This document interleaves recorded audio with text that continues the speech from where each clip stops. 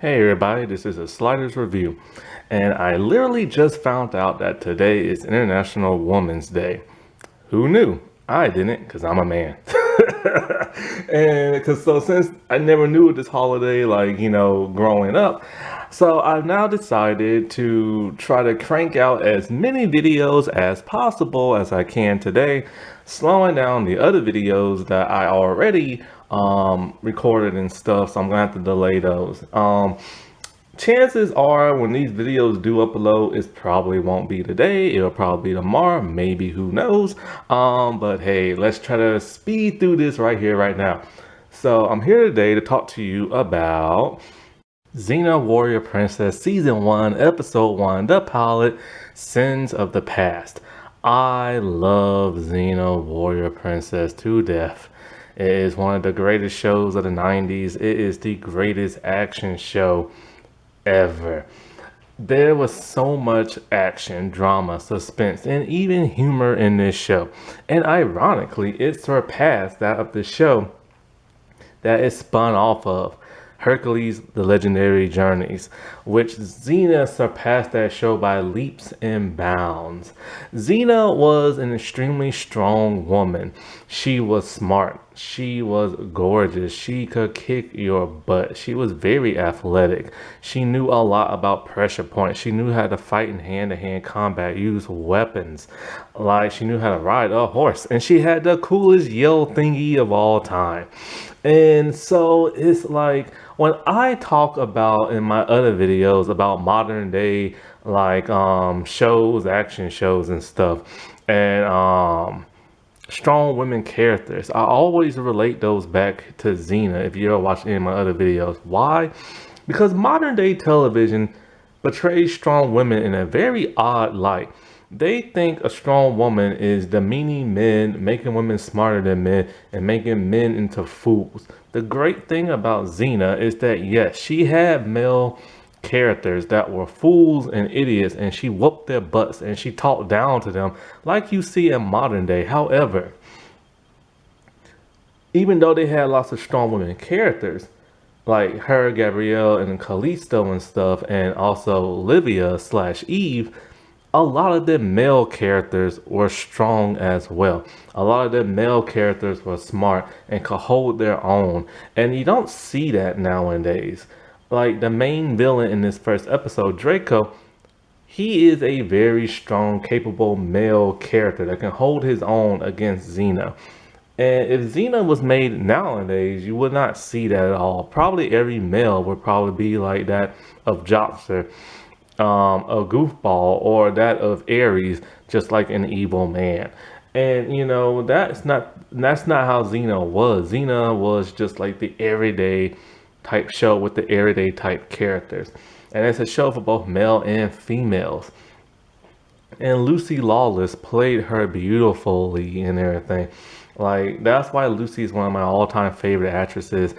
Ironically, Lucy hated doing action on this show. She dreaded doing action on this show, and every season she revealed, which is very surprising because action made up a large part of this show. Like, the thing about modern day, even in the 90s, a lot of their action shows is predominantly drama, and like 90% drama and 10% action, or even 95% drama and 5% action. But Xena had action all around, and they still had time for drama and to tell great stories and everything. And so I remember when she was on Hercules, she burst on the screen and she was one of the greatest villains of the time until they turned her good. Now, when they turned her good in Hercules, I thought it happened way too fast. It literally happened in her second appearance. She was so evil in the first, but then all of a sudden she's like a nice person in a nice slash evil person in the second, and in the third appearance, she's straight up good. And that just always felt weird. And the way they had her being evil in Hercules was just depicting her as a warlord type person. But when we get into the actual Xena show, they show just how evil she was. She literally tried to conquer the world on several occasions, traveling all around the world, using magical artifacts and magical this and that. And it was like, dude, she had all this magic to her arsenal, and she still got her butt whooped when she couldn't take over the world. And then all of a sudden, she just went down to the warlord state of just having like an army and conquering villages and stuff. And even she wasn't even able to do that. Like she had a huge redeeming arc once you see the full spectrum of like the show. So it makes sense when you watch Hercules, and she redeemed herself after that second episode because she went through a lot of about like 10 to, oh, how old was Xena? They never explained. She was probably like in her 30s. And so she turned evil pretty young, about like 18 or so. So, like, for the most part, about a whole 10 years of her life, 10, 15, she was just like evil and stuff. And so with this, we see, and one thing about Xena I always love, whether it's that or the Hercules show, the music is beautiful. The instrumental music, the when the women are singing in her village, like the instruments are great, the women singing are great, the atmosphere is great. The land of New Zealand is gorgeous, like their foliage and stuff. And it's just like, the clothes that they wore on this show were like so lifelike and everything. Their weapons, however, weren't. Their swords never really looked like real swords and daggers. They was a bit too bulky. But it kind of confused people. Now, what's interesting is that in this first season, the first half, Xena wears her sword on her side, and she has a different sword. It looks similar to the regular sword she had, but it's more bulkier and it has like rust on it. The blade is much thicker and wider. Now they gave her a new chakra for her show. When she was on Hercules, it did not have the green jewels in the middle. And her outfit has changed for her to have like a serious regular outfit. They gave her like a new black leather outfit with this brown rusty like armor that goes with it and stuff. It was a great look. It was an amazing look. And of course she is accompanied by that of Gabrielle, but not at first. See, what happened is this. First, she's traveling and she's in the woods and she's ready to give up her warrior lifestyle where she buries all of her warrior stuff, her outfit, her weapons, and she's just in her sleeping garments, just like a regular white dress. In comes a bunch of women and a bunch of like thugs, and they're there to make the women into like slaves. Xena is not about to have this. So she stops them and whoops on everybody's behind. And boy, when I say the action was great, whoo, it was great. Hand-to-hand combat, martial arts, flipping around, and there's her yellow thingy. And the way they made her chakra and bounce off things was amazing before they went the CGI route. And so, like, after she's done putting the hurting on them, Gabrielle, the little blonde girl, helps out a little too. And so Xena finds out that these thugs work for Draco, a ruthless warlord that she used to hang with back in her evil days. So she leads all the men alive and tell them to give Draco a message that Xena will be coming for him and everything. So after that, she stops at the village that to send the girls back home. Gabrielle is there like enthusiastic and like, oh my god, I can't believe who you are, the things that you did, it's like so awesome. Gabrielle's a very chatty person, played by the amazing Renee O'Connell, and plays her to a T. But then Gabrielle's parents come in and they want Xena gone because they know of her reputation and everything. So Xena agrees, but Gabrielle is not thrilled about that, and she wants to go with Xena but can't. So when Xena leaves, she heads to find Draco and warns him that leave this village alone or else. And he promises to leave them alone, but tells her that she is a fool for trying to go back home. Because when he tried to give up the warrior lifestyle and went back home, his dad beat him within an inch of his life with a blacksmith's hammer. He said, once you sin, that's all it takes for your family to never like accept you back into their hearts. And so before she confronts Draco, we see him in a very cool state. He's blindfolded. No, wait, he's not blindfolded. He's just standing next to like a wall, and he has like dudes shoot arrows at him and he catches them. It shows how like what a great warrior he is. And then he has 5 at one time. He catches 4, but 1 misses and cuts his arm. That one that cuts his arm impresses him so much that he wants the person that was able to cut him and he sends the other one off their merry way. And then Xena confronts him. So, at some point in time, Gabrielle wakes up in the middle of the night, tries to sneak off, and then Lilith, her sister, stops her. And she tells Lilith that this is not the lifestyle for her. She doesn't want to live in a village and be a housewife and marry some man who she barely loves and everything. She wants to explore the world with Xena and be a warrior. And then so her sister lets her go off. Now, ironically, when Gabrielle does leave, because she's a young person, probably about 19, 20, something like that. And her family never goes looking for her. Never. And so, like, she's off the look and finds Xena. Now, as Xena's heading back to her home of Amphipolis, oh, those Greek names, she meets a blind Cyclops. Now, the Cyclops is Xena. She blinded him years ago. And so she besses him again by cutting off his belt with her chakra, and he is pants and embarrassed. And so she tells him, you need to change your lifestyle like me and everything. Maybe you can help protect the village, and they'll throw you some sheep and everything. And he's all like, sheep? I don't want no sheep. I want to eat humans. And so I think her fighting a Cyclops was a bit too much, because it's kind of she's an ordinary human. But then when this show progresses, you see how strong she is. She can fight gods, magical beings, monsters, demons, like you name it. Sometimes they make her a bit too strong for the show, because it's kind of like, dude, how are you able to whoop on a god and a monster and stuff? Like, Hercules. But it does make for the excitement and fun of the series. So later on, Gabrielle passes the bridge with the Cyclops, and he captures her in a bamboo-like cage.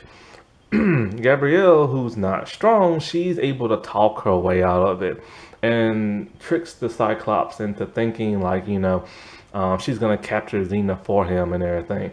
Now, what's cool is that the CGI used on this, a lot of it still stands up to the day, especially that of the Cyclops. It really feels like there's a dude who's like 60 feet tall, like can stand next to a regular sized human and stuff. It's just they did an amazing job on that. And so, at some point in time, as Xena is like, heading to Amphipolis, Draco's men are following Xena per his orders and everything. Xena shows off her skills more by taking out all his men on horseback, and she confronts the dude who she whooped earlier in this episode and hurt his neck. She puts pressure points on him, known as the pinch. This was like the coolest thing I've ever seen. It was the first time I ever seen pressure points used ever. And I remember thinking to myself, man, is this thing for real? Can you do that to a person's neck? Can you make them pass out and die? But then we find out that, of course, you can't do that on a person's neck. But there are real pressure points and stuff like that in real life. And so she tells Draco, like, what is he up to? And Draco plans on attacking her village. So she double times it to, like, her home village. This angers Draco as he finds out that his first in command has ratted him out.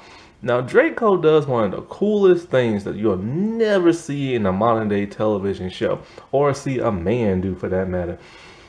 He tells the dude, since you ratted me out, you need to pick a weapon because we're going to fight and you're going to die. Now, that's not what's cool. What's cool is how he does it. He's telling his army how he plans on attacking Xena's village. And as he's doing it, he's just walking back and forth, not even looking at his first in command as he's like giving out like the orders. While this is going on, his first in command is attacking him with the weapon, and he's barely paying attention, whooping the dude's butt. He's knocking weapons out his hand. He's breaking the staffs in half. And then he finally like kills the dude, all by barely like even paying attention to him. It's one of the most boss things I've ever seen, and you don't see this no more on television. This is why the action of like the 90s and Xena surpasses so many others, man. And so when she heads to her village, like I said before, the music of the women singing is beautiful. She goes into town, she looks for her mom. Her mom pulls her own sword on her, doesn't want her there. She tells Xena, like, you brought shame upon my family and this and that, and you cause, like, the stuff that you have done and all this other stuff, and how our family would never recuperate because of that. We don't know exactly what Xena did, but then we find out later. So at some point, Xena's all like, mom, like, look, I've changed and blah, blah, blah, this and that. Well, the town village people come and they want Xena out. Why? Because Draco has lied saying that he's coming to kill everybody in her village and he's doing it in the name of Xena. This causes her mom to believe the villagers and she kicks Xena out. But not before Gabrielle can save her because the village people are about to stone her. And so Gabrielle talks her way out of it and saves Xena's life. And as Xena is about to leave, she's about to leave Gabrielle there, but Gabrielle convinces her, look, I saved your life. Let me travel with you. And so she's like, fine. But now they're gonna go visit Xena's brother. And I assume she's gonna go visit her brother. Didn't know the dude was dead. So they go to a crypt. There is his tombstone. It turns out that Xena, many years ago, when a warlord was going to attack her village, she rounded up the townspeople to fight the soldiers off. And one of those soldiers who wanted to join was her brother. He ended up dying. As a result, Xena was kicked out of her home. And then after that, she became a bit of a mercenary before she turned into a warlord and everything.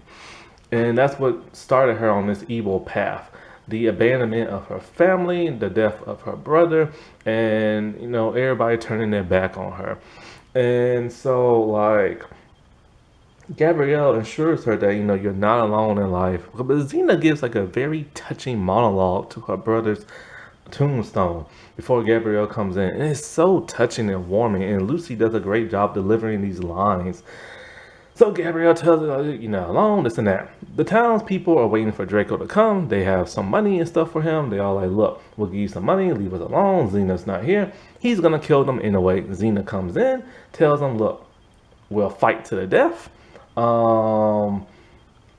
You pick the locations, we pick the weapons, and blah, blah, stuff like that. So she picks staffs, he picks the location, scaffolding. It's one of the coolest fight scenes I've ever seen. They flip on top of there. They fight with the staffs. They're on like these little pegs and everything. Then once the pegs, or no, they're not like on that peg. That's the other episode in another season. They're like on these scaffolding, like bamboo sticks. They break like the scaffolding. They flip on the people's heads. Insane. And then they're fighting each other on top of people's heads. But she gets the best of him. Now he ordered whoever drops to the ground must die. But of course one of his men tries to like kill her before that, and Gabrielle stops them. But anyways, when Draco hits the ground first, Xena's on top of him. So of course he has to die. But his men don't kill him. But they try to go kill Xena, and he kills one of his men, telling him, look, a deal's a deal. So he leaves the village in peace. After all of this stuff happens, Xena just breaks down to her mom, but like, I'm sorry, this and that. And her mom finally forgives her. After this, Gabrielle is just kind of like, I still want to travel with you and blah, blah, blah, blah. It takes a good while, but she does convince Xena and stuff. And the partnership of a lifetime is now formed. And what's ironic is that they do have beyond that of a partnership, to the point where they fall madly in love with each other. Xena wasn't just a huge iconic hero for both male and female, but she was also an icon, her and Gabrielle, for that of LGBT rights and stuff. Being one of the first bisexual couples to be on television. Yes, she is bisexual, not a lesbian, because they both love men and everything. And so, like, that's what people's misconception is. And, and it was so funny when Xena was riding on her horse, she passed, like, the mountaintops, and there was a rainbow above her head. Some interesting foreshadowing there. Happy International Women's Day, everybody. All right, well, I'll talk to you later. Bye.